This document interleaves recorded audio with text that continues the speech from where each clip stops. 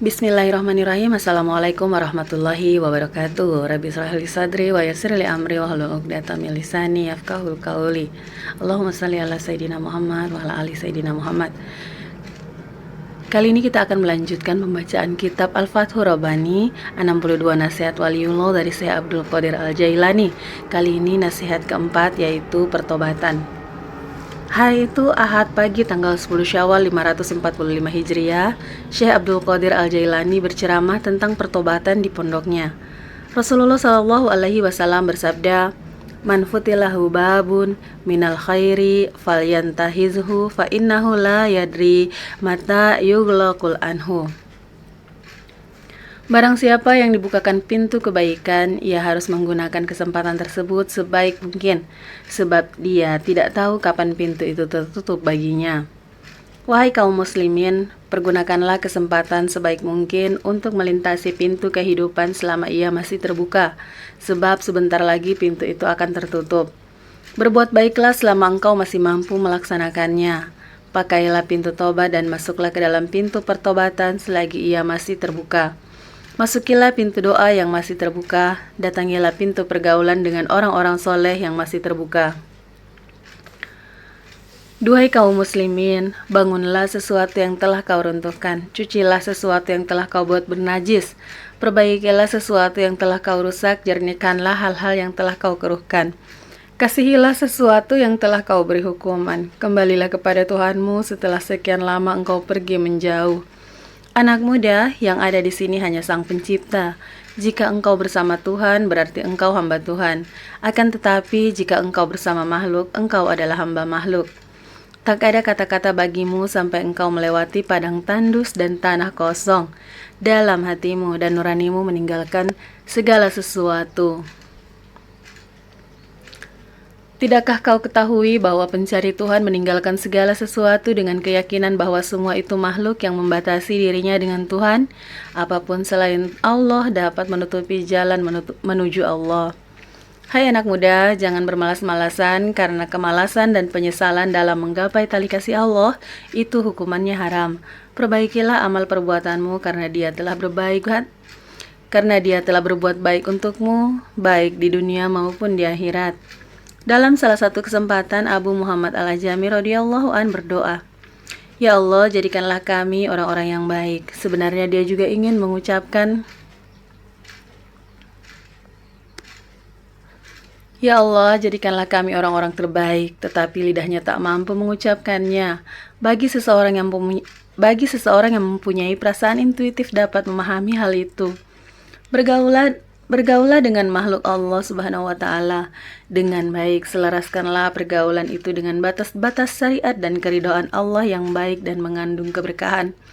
Jika pergaulan itu bertentangan dengan batas aturan Allah dan keridhaannya, jangan terlibat dalam pergaulan itu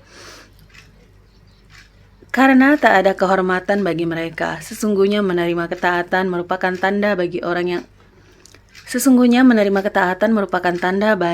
yang bersih dan terpilih. Hai anak muda, melekatlah jejaring doa. Kembalilah kepada keridhaan Allah Subhanahu wa Ta'ala serta jangan biarkan mulut dan hatimu menentangnya.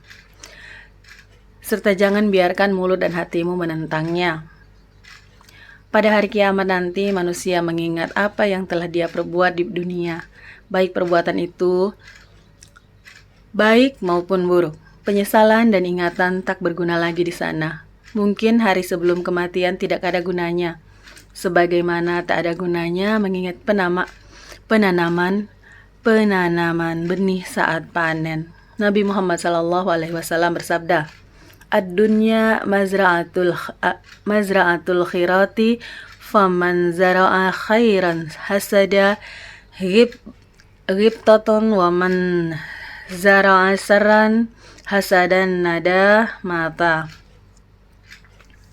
Dunia adalah ladang akhirat. Orang yang menanam kebaikan akan menuai kegembiraan. Orang yang menanam keburukan akan menuai penyesalan. Ketika kematian mendatangimu, engkau akan tersadar. Sayangnya saat itu kesadaran tidak lagi diperlukan. Ya Allah, sadarkanlah kami dari tidurnya orang-orang lalai dan mereka yang tidak mengenalmu. Amin. Duhai anak muda, engkau bersahabat dengan orang-orang buruk, lalu engkau pun terburuk. Lalu engkau pun berburuk sangka kepada orang-orang baik. Maka dari itu, berjalanlah di bawah naungan kitab Allah dan sunnah Rasulullah. Niscaya engkau akan menang. Wahai kaum muslimin, malulah kepada Allah Subhanahu wa Ta'ala dengan perasaan malu yang sebenar-benarnya.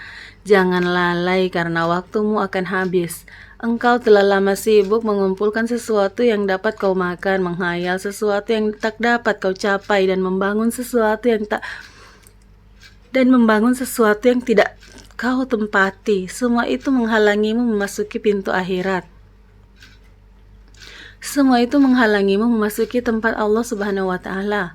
Selalu mengingat Allah Subhanahu wa Ta'ala akan memberi naungan hati bagi para bijak bestari.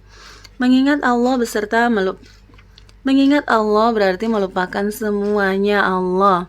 Jika keadaan semacam itu sempurna pada diri seseorang, surga akan menjadi tempat tinggalnya. Baik surga yang dianugerahkan maupun surga yang dijanjikan. Surga yang dianugerahkan di dunia adalah keridhaan dalam memahami apapun yang menjadi ketentuan Allah, kedekatan hati dengannya, permohonan pertolongan darinya, dan tersingkapnya hijab antara diri hamba dan Allah Subhanahu wa Ta'ala. Orang yang mendapat anugerah akan merasakan keintiman dengan Allah dalam setiap keadaan spiritual yang tak dapat dipertanyakan bagaimana dan tak ada perumpamaan baginya. Allah Subhanahu wa Ta'ala berfirman, Laisa kamislihi syai'un wa huwas sami'ul basir. Tidak ada sesuatu pula yang serupa dengan Dia, dan Dialah yang Maha mendengar dan Maha melihat. Quran Surat Asy-Syura. Adapun surga yang dijanjikan adalah surga yang dijanjikan Allah kepada orang-orang yang beriman dan yang dapat menyaksikan kehadiran zat Allah Subhanahu wa Ta'ala tanpa hijab. Tak dapat dipungkiri bahwa semua kebaikan berasal dari Allah Subhanahu wa Ta'ala, sedangkan keburukan berasal dari selain Allah. Kebaikan dalam bentuk penerimaan kehadiran Allah, sedangkan keburukan berarti menolak kehadiran Allah. Semua perbuatan yang ditujukan agar mendapat ganjaran akan menjadi milikmu, sementara setiap tindakan yang ditujukan hanya untuk Allah akan menjadi miliknya. Jika engkau melakukan sesuatu dan mengharap gantinya, ganjaranmu akan berupa makhluk. Jika engkau berbuat untuk Allah Subhanahu wa Ta'ala, ganjaranmu berupa kedekatan dan mampu menyaksikan Allah. Dan engkau sama sekali tidak meminta ganti atas amal perbuatanmu itu. Apa itu dunia? Apa itu akhirat? Apa itu kegelisahan pada selain Allah Subhanahu wa Ta'ala? Kejarlah pemberi nikmat, bukan nikmat itu sendiri. Carilah tetangga sebelum mencari rumah. Allah Subhanahu wa Ta'ala adalah yang ada sebelum apapun. Dialah zat yang mengadakan segala sesuatu dan yang ada setelah segala sesuatu. Ingatlah kematian, bersabarlah menghadapi segala cobaan, bertawakallah kepada Allah dalam segala kondisi. Jika engkau dapat melakukan 3 hal itu hingga malaikat datang mengingatkanmu tentang kematian, berarti kezuhudanmu sudah benar. Dengan kesabaran engkau akan ditolong dari apa yang kau inginkan kepada Tuhanmu. Dengan bertawakal, berbagai hal akan keluar dari hatimu dan dirimu hanya terkait dengan Allah Subhanahu wa Ta'ala semata. Berpalinglah dari dunia, akhirat, dan semua selain Allah Subhanahu wa Ta'ala. Niscaya ketenangan, penjagaan, dan perlindungan akan mendatangimu dari berbagai arah. Allah akan menjagamu dan memeliharamu dari 6 arah mata angin. Tak ada satupun makhluk yang bisa menyakitimu.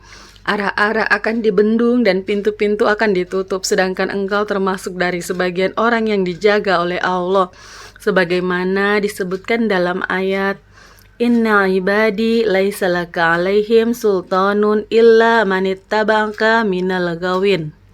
Sesungguhnya hamba-hambaku tidak ada kekuasaan bagimu terhadap mereka kecuali orang-orang yang mengikutimu, yaitu orang-orang yang sesat. Quran Surat Al-Hijr. Lantas bagaimana mungkin orang-orang Lantas bagaimana mungkin orang-orang sesat itu punya kekuasaan terhadap orang-orang yang bertauhid dan ikhlas, yang tak pernah memamerkan perbuatan mereka kepada makhluk? Ketahuilah, pembicaraan itu berada di akhir, bukan di awal. Permulaan itu tidak bermakna, sedangkan pada akhir pembicaraan itu penuh dengan makna. Kerajaan orang yang ikhlas berada di dalam hatinya, dan kekuasaan orang yang ikhlas bertempat di dalam nuraninya tanpa perlu penggambaran lahiriah. Namun jarang sekali ada yang sanggup menyatukan kerajaan lahir dan batin sekaligus.